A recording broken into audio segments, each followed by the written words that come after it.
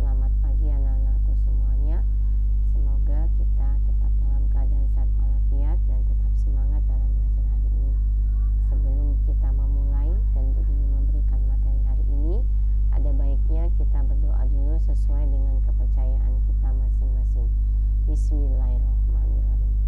Oke anak-anakku semuanya, pada hari ini Bu Dini akan memberikan materi tema 8, subtemanya subtema 1 dan 2, mapelnya adalah bahasa Indonesia. Pada pembelajaran hari ini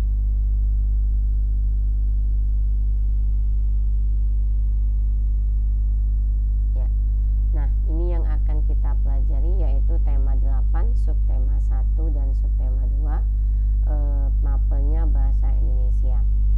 Pada pembelajaran hari ini tujuannya adalah pertama, mengenal arti pramuka, kedua, menjelaskan sejarah pramuka, ketiga, mengidentifikasikan lambang pramuka, yang keempat adalah mengidentifikasikan atribut seragam pramuka. Oke, anak-anakku semuanya ya.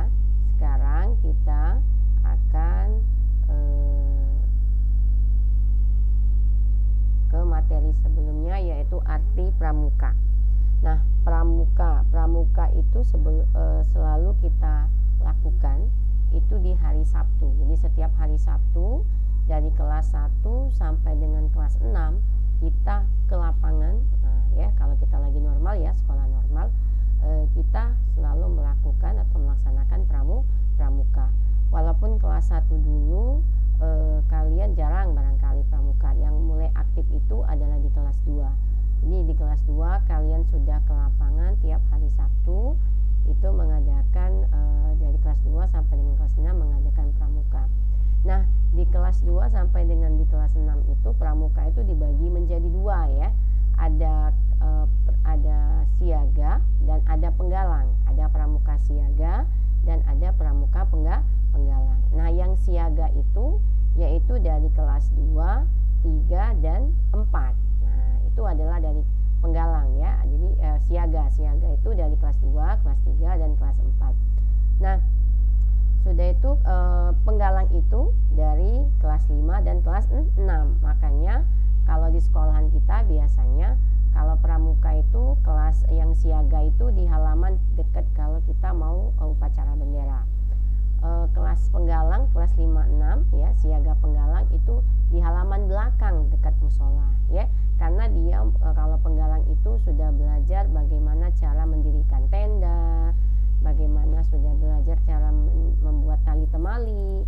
Nah, kalau siaga itu baru hanya kenal dengan ilmu saja, hanya cuma sekedar baru teorinya saja, nyanyi-nyanyi ya. Biasanya kalau kelas 2 itu baru mengenal nyanyi-nyanyi aja, tepuk pramuka. Nah, ya, begini kan. Baik, kita coba tepuk pramuka. Nah, kan gitu ya, tepuk pramuka ya. Nah, sekarang jangan hanya tahu, wah pokoknya hari Sabtu itu saya mau ikut pramuka, mau sekolah, mau pramuka. Enak pramuka itu. Nah, sekarang kita harus tahu dulu apa itu pramuka ya. Pramuka itu adalah Praja Muda Karana. Jadi singkatan pramuka, kalau ditanya orang pramuka apa nak kepanjangannya, Praja Muda Karana. Artinya apa? Jiwa muda yang suka berkarya. Jadi kita ini kenapa pramuka itu karena kita berjiwa muda yang suka berkarya, yang suka membuat sesuatu itu yang menyenangkan di lapangan ya. Kadang kita bernyanyi, kadang kita main kucing-kucingan sama anjing, kadang kita cari lagunya sambil bermain sambil bernyanyi. Kadang ada lomba-lomba ya dalam pramuka ya, lomba-lomba yang menyenangkan. Nah, yang kedua lambang pramuka. Lambang pramuka itu tunas kelapa. Bu, yang gimana tunas kelapa? Nanti kita lihatkan gambarnya ya. Jadi kalau ditanya pramuka apa? Praja Muda Karana. Artinya apa? Jiwa muda yang suka berkarya. Jadi orang yang tidak males, yang tidak bermalas-malasan, orang yang suka berpikir dan selalu membuat hal-hal yang baru. Lambang pramuka itu adalah tunas kelapa. Nah, kode kehormatan pramuka siaga. Nah, kita pramuka siaga ini ada punya kode kehormatan. yaitu Dwi Satya dan Dwi Dharma. Bu, di mana Bu Dwi Satya? Bu, Dwi Satya itu apa? Dwi Dharma itu apa? Ada di buku SKU-nya, ya. Ada di buku SKU-nya, ya. Nah, ada Dwi Satya dan Dwi Dharma. Nanti boleh dibuka lagi apa isi Dwi Satya dan Dwi Dharma. Nah, sekarang kita setelah tahu itu pramuka apa secara gamblang, pramuka itu tadi adalah Praja Muda Karana, lambangnya adalah tunas kelapa, ya. Tanda kehormatan untuk siaga itu adalah Dwi Satya dan Dwi Dharma. Sekarang kita harus tahu dulu sejarah singkat pramuka, sejarah singkatnya aja nak, ya. Gak usah kita secara mendalam, yang penting kita tahu sejarah singkat pramuka. Bapaknya pramuka dunia itu adalah RSS Baden-Powell. Nah, ini. Ya, jadi bapaknya pramuka dunia itu adalah Baden-Powell. Nah, ya, Baden-Powell. Jadi Baden-Powell itu adalah bapak pendirinya pramuka. Nah, pramuka itu, ya, dengan didirikannya pada tanggal 25 Juli tahun 1907, yaitu saat diselenggarakannya perkemahan di Brownies Islands, Inggris selama 8 hari, yaitu dari tanggal 1 sampai dengan tanggal 9 Agustus, itu mengalami sukses besar. Nah, jadi kalau ditanya bapak pramuka siapa? Baden-Powell. Ya, Baden-Powell, bukan Baden-Powell. Baden-Powell. Nah, siapa Baden-Powell? Pendiri pramuka. Oke, sekarang sejarah pramuka, sejarah Hari Pramuka. Kalau ditanya tadi siapa pendiri pramuka, yaitu adalah Baden-Powell dari Inggris. Nah, kapan Hari Pramuka diperingati? Hari Pramuka diperingati yaitu setiap tanggal 14 Agustus. Jadi tak berdiri pramuka di Indonesia ini mulai dikenal, yaitu, ya, mulai mengenal pramuka itu, Hari Pramuka itu adalah pada tanggal 14 Agustus 1961. Jadi 14 Agustus 1961 itu adalah sejarah berdirinya Hari Pramuka di Indonesia. Ya, kalau di dunia tadi, nak, bukan yang di dunia tadi, itu adalah 1907 sudah mengenal yang namanya pramuka. Yang mengenalkannya adalah Baden-Powell. Tapi kalau di Indonesia kita baru mengenal pramuka itu pada tanggal 14 Agustus 1961. Makanya setiap tanggal 14 Agustus kita memperingati Hari Pramuka. Nah, ini lambang pramuka, tunas kelapa tadi. Nah, tunas kelapa ini padi, ini kapas, ini bintang, ya. Bintang ini menandakan apa? Kalau di sila Pancasila itu adalah ketuhanan yang Maha Esa. Jadi kita harus tetap saling menghargai, saling menghormati perbedaan agama dalam yang ada di negara Indonesia. Karena kita tidak terlepas dari 5 negara. Jadi Indonesia ini ada 5 negara, ya nak, ya, yang harus kita saling hargai dan saling hormati. Sudah itu ada padi dan kapas. Padi dan kapas ini adalah bunyinya adalah keadilan sosial bagi seluruh rakyat Indonesia. Nah, di bintang ini itu ada 5 bintangnya, ya. Nah, itu menandakan bahwa negara kita ini ada 5 agama, ya. Negara kita ini ada 5 agama. Nah, ini adalah tunas kelapa. Lambang pramuka itu tunas kelapa. Tunas kelapa ini bukan hanya sekedar lambang, tapi dia mempunyai artinya. Nah, sekarang kita bahas arti dari lambang tunas kelapa. Ini adalah maknanya. Tunas kelapa ini berarti dari pohon kelapa. Dari atas sampai ke akarnya dia mempunyai kegunaan. Jadi kenapa pramuka ini pakai lambangnya tunas kelapa? Karena dia dari akar sampai ke daunnya dia memiliki fungsi bahwa orang pramuka itu harus bermanfaat bagi semua masyarakat. Jadi pada saat dianya terjun ke masyarakat, dia bermanfaat untuk masyarakat. Pada saat dia terjun ke pendidikan, dia bermanfaat pada pendidikan, ya. Jadi orang pramuka itu orang yang punya ide kreatif, yang selalu berkarya dan bisa memanfaatkan idenya untuk semua manusia atau semua masyarakat. Lihat, kita mulai dari akar. Ya. Tunas kelapa akar. Akar ini menyerap air dan zat hara dari dalam tanah, menunjang berdirinya tumbuhan. Jadi akar ini dipakainya kapan akar ini? Ya, akar ini.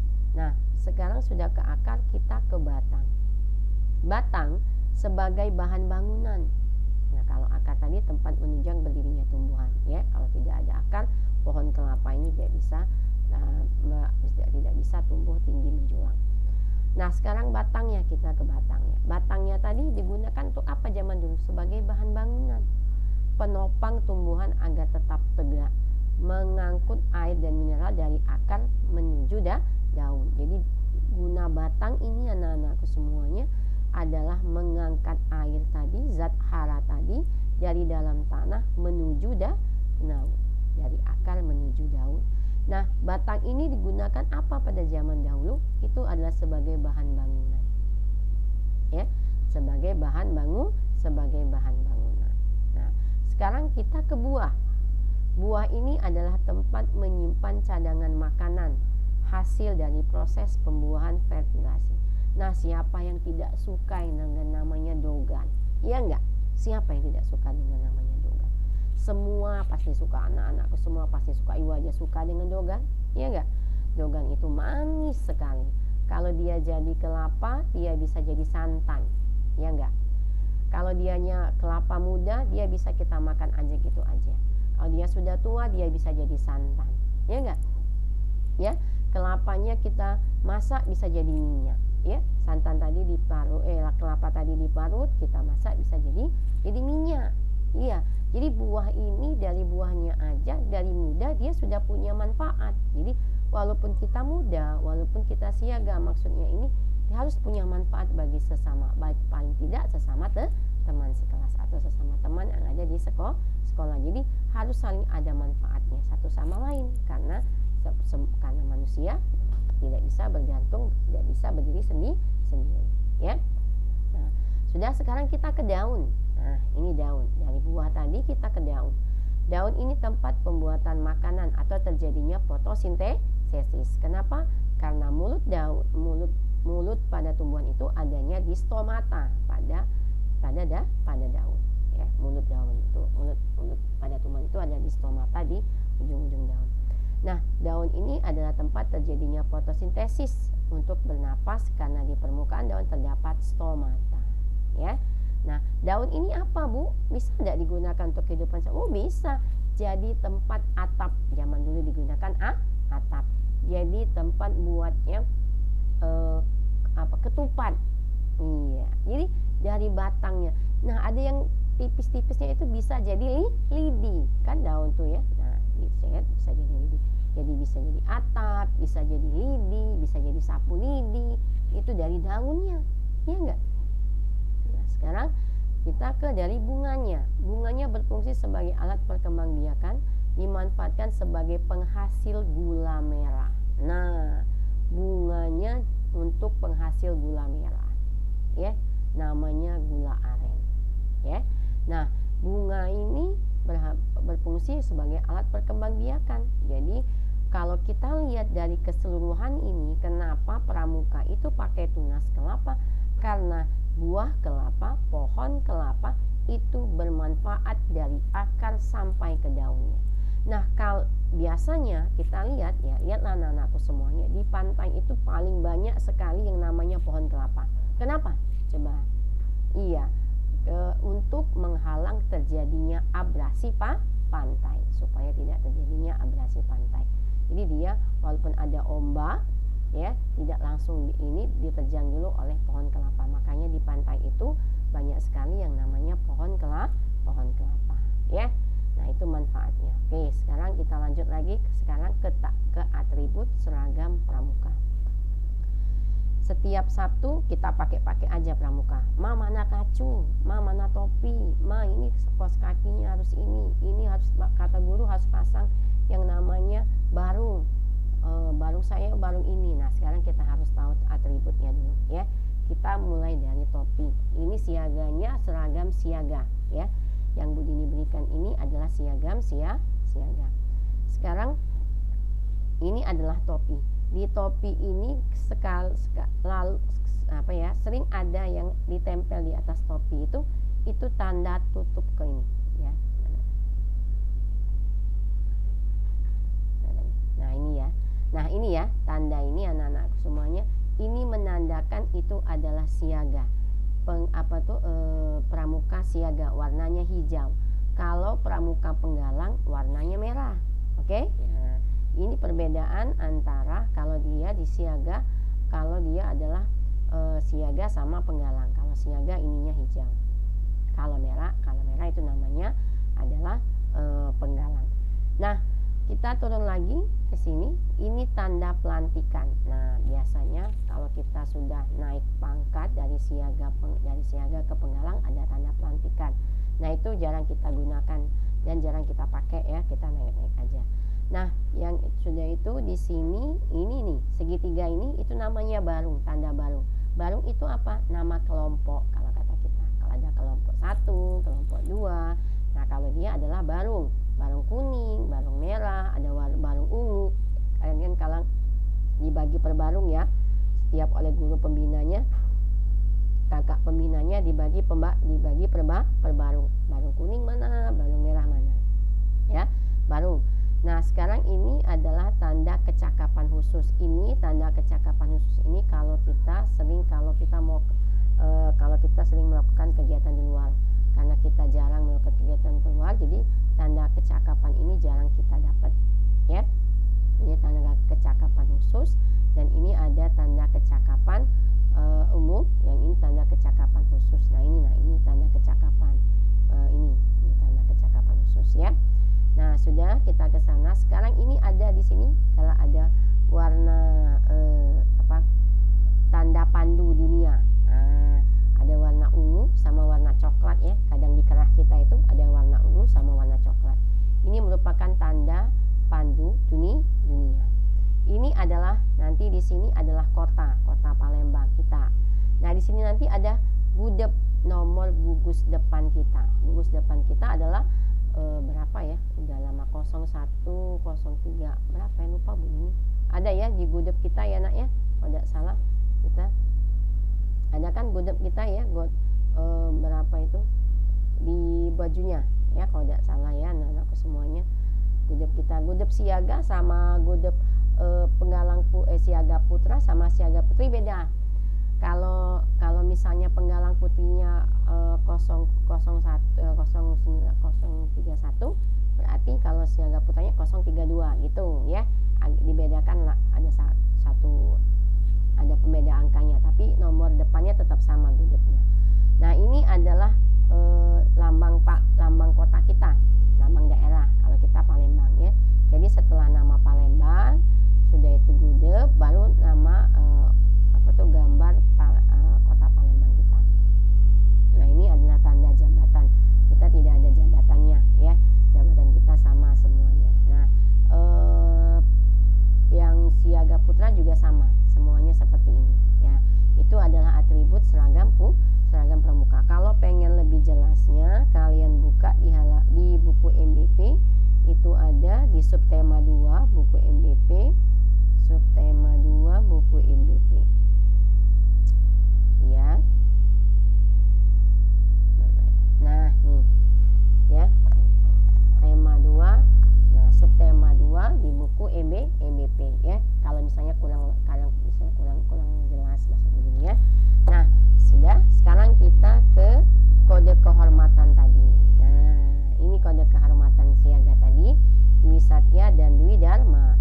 Siapa tahu Bu, cak mano Bu, aku lalu lupa apa tuh bunyi Dwi Satya Dwi Dharma. Nah, ini Dwi Satya, demi kehormatanku aku berjanji akan bersungguh-sungguh menjalankan kewajibanku terhadap Tuhan Yang Maha Esa, Negara Kesatuan Republik Indonesia, dan menurut aturan keluarga. Setiap hari berbuat kebaikan. Itu Dwi Satya. Dwi Dharma, 1, siaga itu patuh pada ayah dan ibundanya. 2, siaga itu berani dan tidak putus asa. Ini adalah janji kehormatan pramuka siaga. Biasanya setelah nanti itu selalu di awal-awal menghafal Dwi Satya dan Dwi Dharma. Kalau kalian sudah hafal di Ustadz dan di Dharma, nanti buku SKU-nya ditandatangani oleh kakak pembinanya, ya. Itu adalah kode kehormatan siaga. Nah, sekarang tanda kecakapan pramuka. Tanda kecakapan pramuka itu ada dua, tanda kecakapan khusus dan ada tanda kecakapan umum. Tanda kecakapan umum itu terletak pada buku SKU. Nah, buku SKU itu ada banyak sekali yang harus dipalap. Kalau kita tamat, kalau semuanya sudah kita palap, berarti kita sudah lulus siaga, ya. Itu yang umum. Nah, tanda kecakapan khusus ini orang yang memang sudah ngerti, khusus, namanya khusus. Jadi tidak sembarang orang punya itu tanda kena. Bu, apa Bu tanda kecakapan khusus? Nah, ini juga ada di buku MBP di bukunya MBP subtema 2 bahasa Indonesia, tanda kecakapan khusus. Sekarang Bu Dini lihatkan lagi. Nah, ini tanda kecakapan khusus. Ada tanda. Kalau ada tanda ini berarti dia P3K. Kalau dia tanda ini dia pengatur ruangan. Jadi dia itu bisa mengatur ruangan. Ini pengamat. Ini juru masak. Ada tanda ini berarti dianya paling hebat di juru masak, ya. Dia mempunyai kecakapan khusus pramukanya di masak. Kalau dia ada tanda ini berarti dianya memiliki kecakapan khusus berkemah. Nah, ya, berkemah. Nah, ini dia kalau ada tanda ini dia kecakapan khususnya menabuh.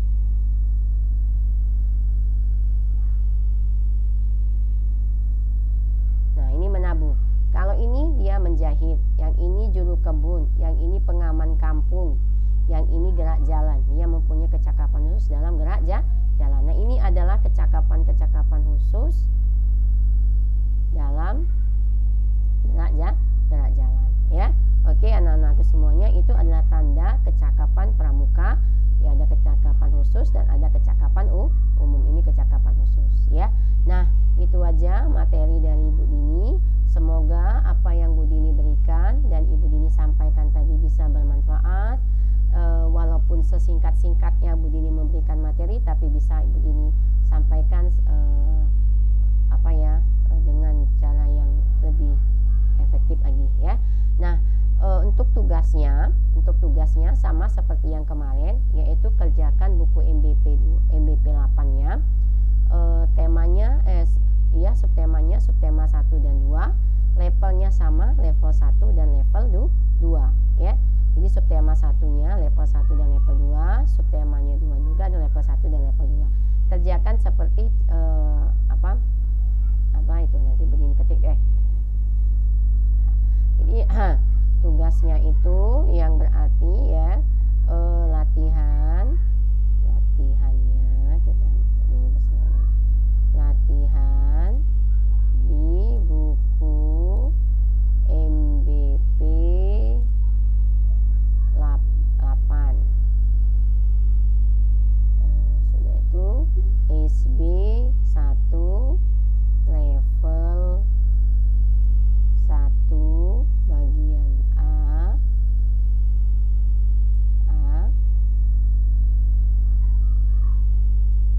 dan level 2 bagian A dan B. Sudah itu SB 2 level 1 bagian A dan level 2 bagian A dan B. Oke? Nah, itu tugas kita. Latihan kita tugasnya di buku MBP 8. Jadi kumpulnya kapan nanti, Nak? Jadi makanya itu katanya Bu Dini kasih tugas, kumpulnya nanti. Karena ngumpulnya masih lama. Nunggu selesai kita UAS baru dikumpul, bukan sekarang, ya. Yang penting ini kalian kerjakan, nanti dikumpul untuk rekapan nilai tambahan nilai kalian tema 8. Nah, besok anak-anakku semuanya kita ulangan tema 7, ya, ulangan tema 7. Nah, ulangan ini nanti Bu Dini minta kalian kerjakan hari Senin kumpul ke sekolah, ya. Tidak usah kirim di classroom, tapi kumpulnya ke sekolah, ya. Kumpul ke sekolah hari Senin, semuanya kumpul tanpa terkecuali, karena bukunya buku ditinggalkan, jadi kumpul taruh aja ditinggalkan, nanti Bu Dini yang koreksi. Bu, boleh nggak nanti di print? Boleh. Bu, boleh nggak nanti pakai buku? Boleh. Yang mana yang enak? Kalau lebih pengen ringkasnya di print, jadi soalnya tinggal sudah ada, kalian tinggal jawab. Tapi kalau tidak mau, boleh pakai buku aja. Kalau pakai buku langsung jawab aja, ya, langsung jawab aja di buku ulangan harian seperti biasa. Bawa hari Senin dikumpul tanpa terkecuali semuanya, ya, sama sekalian buku tema 7, ya, tema 7. Jadi tema 7 buku ulangan harian tema 7 dikumpul hari Senin tanpa terkecuali. Bagi yang belum, bagi yang sudah ya sudah, ya. Tema 7 itu buku MBP-nya subtema 3 dan subtema 4. Jadi hari Senin itu semuanya sudah kumpul, ya. Hari Senin itu semuanya sudah kumpul. Buku, tugas, ulangan semuanya kumpul tanpa terkecuali. Paham anak-anak semuanya? Dan Bu Dini juga berpesan sama orang tuanya, tolong bagi yang belum tugasnya mohon kita kerjasama agar Bu Dini bisa langsung rekap masuk nilainya, karena tanggal 7 kita sudah ulangan akhir semester. Itu aja materi dari Bu Dini. Semoga yang Bu Dini berikan tadi bisa dimengerti. Kalau belum dimengerti boleh dibuka kembali. Bu Dini akhiri dengan wassalamualaikum warahmatullahi wabarakatuh.